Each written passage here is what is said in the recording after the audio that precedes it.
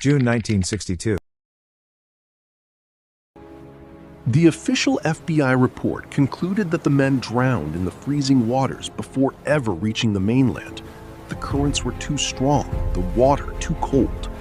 But doubts have lingered for over 60 years. In 2013, the San Francisco Police Department received a handwritten letter from someone claiming to be John Anglin. The letter stated, "My name is John Anglin. I escaped from Alcatraz in June 1962 with my brother Clarence and Frank Morris. I am 83 years old and in bad shape. We all made it that night, but barely." The FBI tested the letter for fingerprints and DNA, but the results were inconclusive. Adding to the mystery, a photograph surfaced in 2015, allegedly showing the Anglin brothers living comfortably in Brazil in the 1970s. So what do you believe?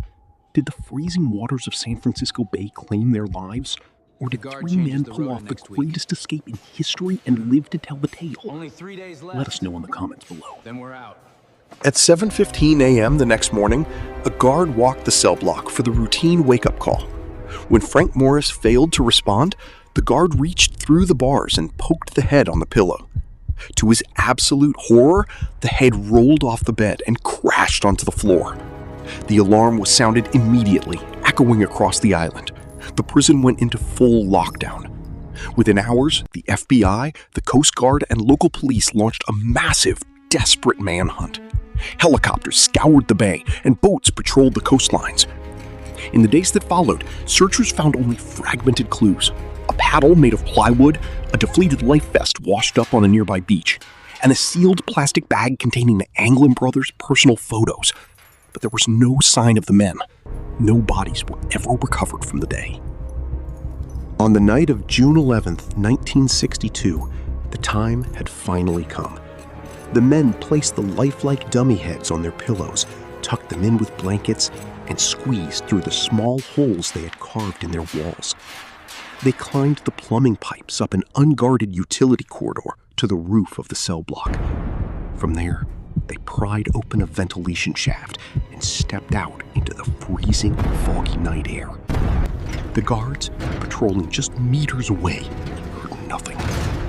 The men carefully slid down a smokestack to the ground and made their way to the blind spot at the edge of the island. Over the past few months, they had stolen over 50 raincoats and secretly glued them together to form a makeshift inflatable raft and life vests. In the dead of night, they inflated the raft using a modified musical instrument, pushed it into the black, churning water. It was not a sudden act of desperation. It was a masterpiece of engineering that took months to plan.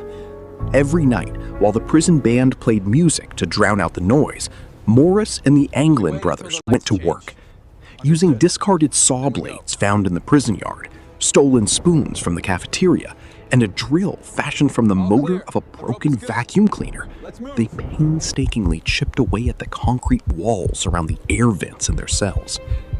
To hide their progress, they crafted fake wall segments out of cardboard and paint. But the most chilling part of their plan was yet to come.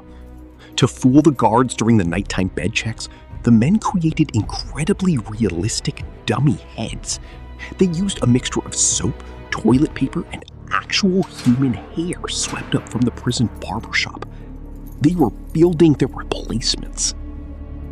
Surrounded by the freezing, treacherous waters of San Francisco Bay, Alcatraz was not just a prison, it was a fortress designed to be entirely inescapable. Known simply as The Rock, it housed America's most dangerous criminals, men like Al Capone and Machine Gun Kelly.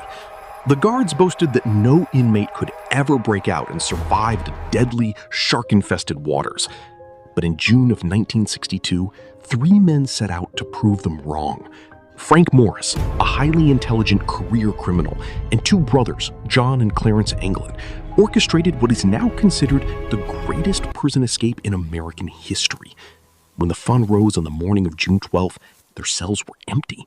They had vanished like ghosts, leaving behind one of the most baffling mysteries the FBI has ever faced.